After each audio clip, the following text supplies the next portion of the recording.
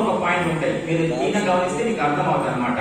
దీంట్లో కూడా భగవాన్ కృష్ణుడు ఈ శ్లోకం అర్జునుడికి చెప్పట్లేదండి, ఎందుకంటే ఈ శ్లోకంలో చెప్పిన అన్ని గుణాలు అర్జునుడి దగ్గర ఉన్నాయి. ఇది కేవలం భక్తులు మనకే చెప్పింది. ఇది మనం అర్థం తీసుకుంటే లోపలగా అర్థం అవుతుంది అనమాట.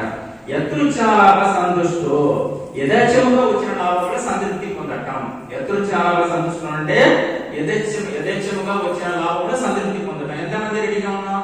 ఎంత లాభం వచ్చినా కూడా మనకు సంతృప్తి ఉంటుంది. ఇంకా కావాలి ఇంకా కావాలి ఇంకా కావాలని కోరిక పెరుగుతుంది, కానీ ఏ మాత్రం సంతృప్తి ఉండదు. చాలా కష్టం. ఫస్ట్ పాయింట్ చాలా కష్టంగా ఇచ్చారు.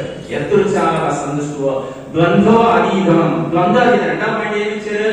ద్వంద్వం. ఏకం అంటే ఏంటండి? ఒకటి. ద్వంద్వం అంటే రెండు. ఆ రెండు ఏది? కష్టాలు నష్టాలు, లాభ నష్టాలు, దుఃఖ సుఖం, అన్ని మంచిది చెడ్డది మన జీవితంలో రెండు కలిసి వస్తుంది. ద్వంద్వం అంటే అదే. ఆ రెండు దాంట్లో దూరంగా ఉంటామంటున్నారు.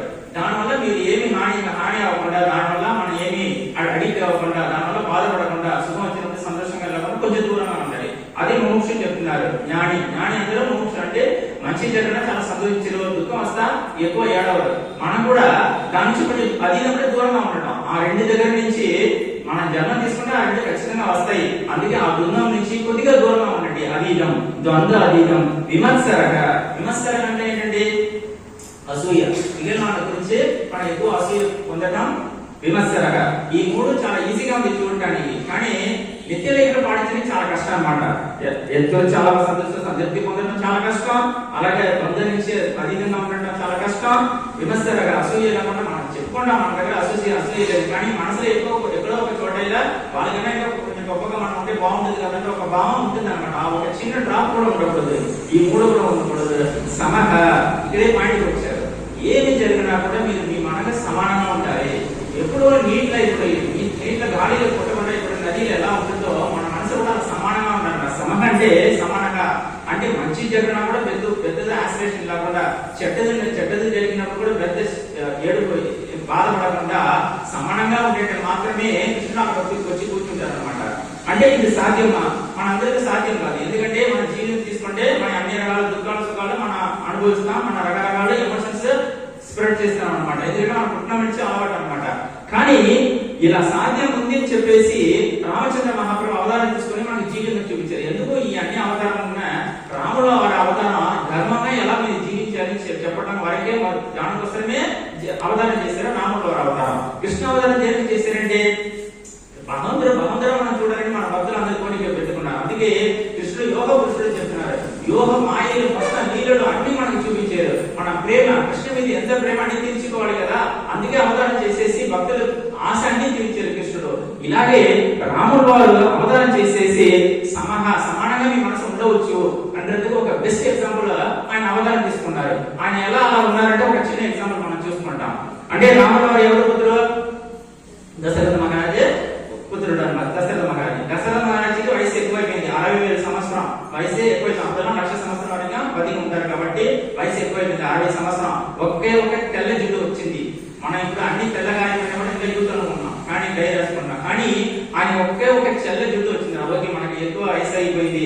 ఒక చెడ్డ కళ ఒకటి వచ్చింది. ఆయనకి నైట్ నిద్రగా చెడ్డ కళ ఒకటి వచ్చింది. అంటే ఆయన వెంటనే మరణించడం. సో అందుకే ఎవరో ఒకరు మనం ఈ రాజ్యాంగం మనం పరిపాలన చేయాలని చెప్పేసి వెంటనే నెక్స్ట్ డే పొద్దున మార్నింగ్ ఆయన సభ అందరి రమ్మని చెప్తున్నారు. ఆయన గురువులు వశిష్ఠ మహర్షి అన్ని మహర్షి రమ్మని చెప్పి సభలు అందరి రమ్మని, పెద్దవాళ్ళందరూ రమ్మని చెప్పేసి నాకు వయసు ఎక్కువ అయిపోయింది, ఇంకా నేను పరిపాలన చేయలేను, రేపు నుంచి నేను రాముడు వారికి నేను పట్టాభిషేకం చేయాలని కోరుతున్నాను, మీ సలహా ఏంటి అని అడిగితే అందరూ కూడా చాలా సంతోషంగా ఆమోదిస్తున్నారు. రాముడు వారు రావాలంటే మేము కూడా అందరూ కోరుకుంటున్నాము, తొందరగా మీరు అది చేసేసి మంచి రోజు ఎదురు చూడమని చెప్తే రేపు పొద్దునే మంచి రోజు ఉంది వశిష్ఠ మహారాజు చెప్తున్నారు. అప్పుడు వెంటనే సీతమ్మ తల్లి రాముడు వారు వచ్చేసి ఇవాళ నుంచి మీరు ఫాస్టింగ్ ఉండండి, ఇవాళ నుంచి మీరు వ్రతం పాటించండి, రేపు పొద్దునే మీరు అయోధ్య రాజా అవుతారు, పట్టాభిషేకం చేస్తున్నారని చెప్తున్నారు అనమాట. ఇంత ఒక గొప్ప విషయం ఆయన చెప్పేటప్పుడు సడన్ గా ఆయన రాముడు వారు మామూలుగా ఉన్నప్పుడు చెప్పేటప్పుడు ఆయనకి ఎంత సంతోషం ఉండాలి, కానీ అంత సంతోషం ఏమో చూపించదు, మామూలుగానే ఉన్నారు. ఇంకా కొంచెం శ్రద్ధగా ఆలోచించారు.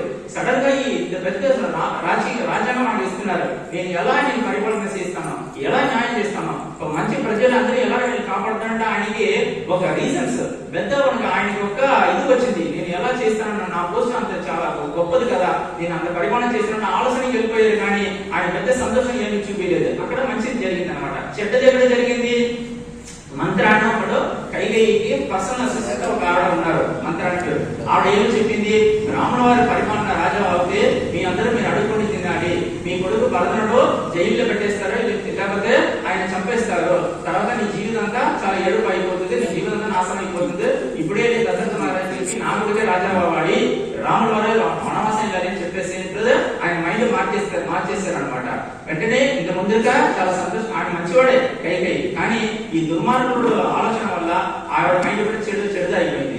వెంటనే ఆయన దశరథ మహారాజు ఆయన ప్యాలెస్ కి వచ్చేటప్పుడు వెంటనే చెప్తాను అనమాట, మీరు నాకు 2 వరాలు ఇచ్చారు కదా అప్పట్లో యుద్ధం జరిగేటప్పుడు, ఆ 2 వరాలు ఇప్పుడు కావాలని చెప్తే ఈయన సంతోషంగా ఉన్నాడు. ఎందుకంటే రేపు రాముడు పట్టాభిషేకం కాబట్టి నేను ఇస్తున్నాను, ఏమి కావాలి తెలియని అడిగితే, ఒకటి భరతుడు ఈ రాజా మారాలి, ఇంకొకటి రాముడు వనవాసం చెప్పాలని చెప్పిన వెంటనే చాలా షాక్ అయిపోయింది.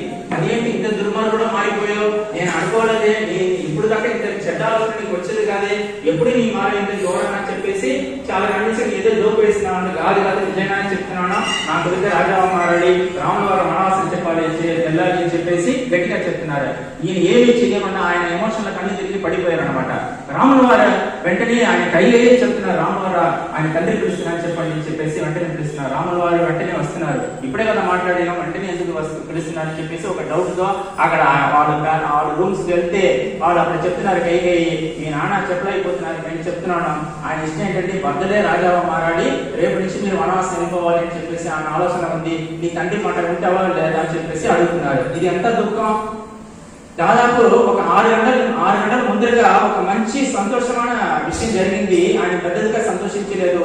నెక్స్ట్ ఒక 3 గంటలు 4 గంటల ఇలా టోటల్ మారిపోయింది కాన్సెప్ట్. రేపు నుంచి ఈ రాజ్యాంగం లేదు, రేపు నుంచి ఈ నాట వదిలేసుకొని మీరు వనవాసం వెళ్ళని చెప్తే ఎంత బాధగా ఉంటుంది. మనమంటే ఆ స్థాయిలో ఏడు చేసేవాళ్ళం, మనం కూడా చాలా బాధపడేవాళ్ళం. కానీ రాముల వారు ఏ మాత్రం బాధపడలేదు.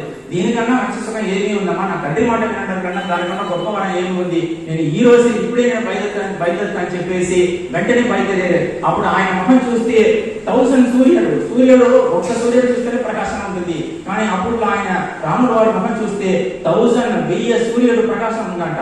మనం కూడా అలాగే ఉండాలి. ఇక్కడ కూడా అదే చెప్తున్నారు, సమహ దుఃఖం వచ్చినా సుఖం వచ్చినా మీ మనసు చాలా సంతోషంగా ఉండాలి, మీ మొహం ఎప్పుడు సూర్యుడు అలాగే ఉండాలి, ఏ బాధ మీరు చూపించకూడదు. బికాస్ అతీతం, ద్వంద్వ అతీతం అంటే ఈ 2 ఏమి జరిగినా కూడా మీరు కొద్దిగా దూరం ఉండండి, రాముల వారు అలాగే ఉండండి చెప్పేసి కృష్ణుడు ఈ శ్లోకంలో సమహ పెట్టారనమాట. తర్వాత సిద్ధావాసితో